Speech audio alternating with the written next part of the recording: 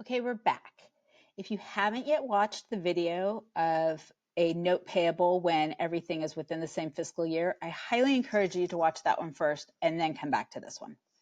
But in this video, we are talking about when the term of a note payable crosses over a fiscal year. So at the end of the fiscal year, which in our case is going to be December 31st, we have to do an adjusting journal entry to record the interest expense.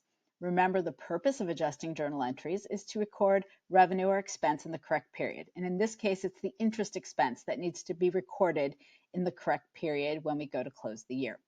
This doesn't mean that we're going to exchange any cash early. The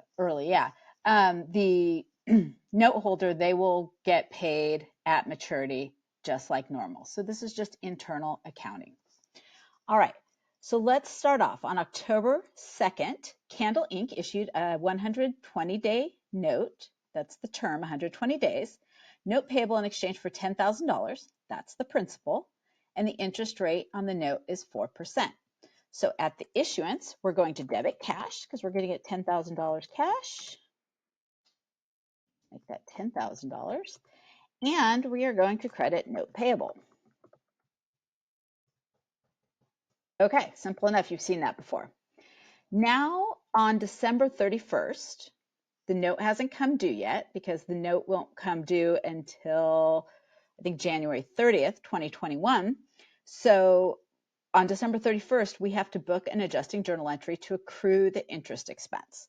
All right, so we're going to calculate the interest, and the interest is going to be the principal, which we said was $10,000, times the interest rate, which is 4% or 0.04, times the number of days outstanding divided by 360.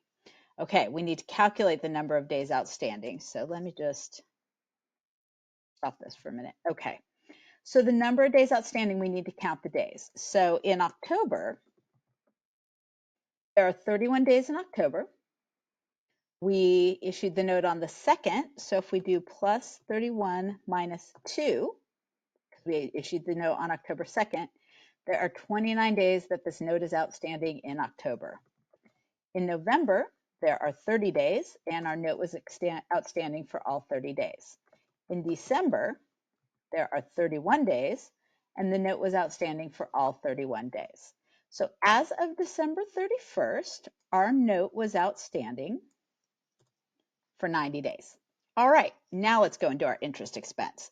So we're going to say our principal of $10,000 times our interest rate, which is 4%, and we're going to express that as 0.04, times the number of days outstanding, which is 90, divided by 360. And this has somehow gotten really squirrely on me. Okay, let me try this again. Plus 10,000 times 0.04 times 90 divided by 360. All right. Okay, so our interest expense is $1,000 as of December 31st. That's not the total amount of interest we're going to pay on this note. This is just the amount that's been incurred during the 90 days this note has been outstanding. So we are going to book an adjusting journal entry on December 31st, and we're going to debit interest expense for $1,000, and we're going to credit interest payable for $1,000. Interest payable is a liability. It tells us we owe that $1,000, and we're going to pay it in January when we pay off the note, when the note becomes due. Okay. So on January 31st, they pay the note and interest in full. So first of all, we want to calculate how much total interest is due. So that's going to be the total, the principal of the note, which is $10,000, times the interest rate, 0.04, times the term, which was 120 divided by 360. So the total amount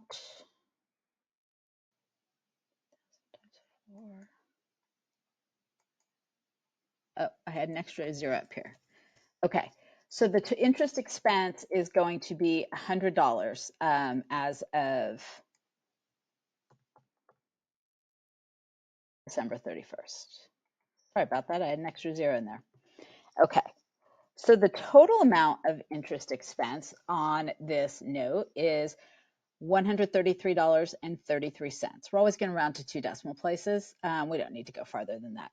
Okay, so that's the principal times the interest rate times the term over 360. All right, so our interest expense for 2021 is going to be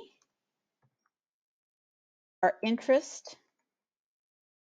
total amount of interest minus the amount we've already accrued, which is the $100, which means the amount of interest that we want to book in 2021 is $33.33 because the other $100 we already booked in 2020. So at maturity, we are going to debit note payable for the amount of the principal, which was $10,000. And then we want to debit interest payable because once we pay the interest, we're not going to owe this anymore. And that was 100. And I'm going to put off to the side here.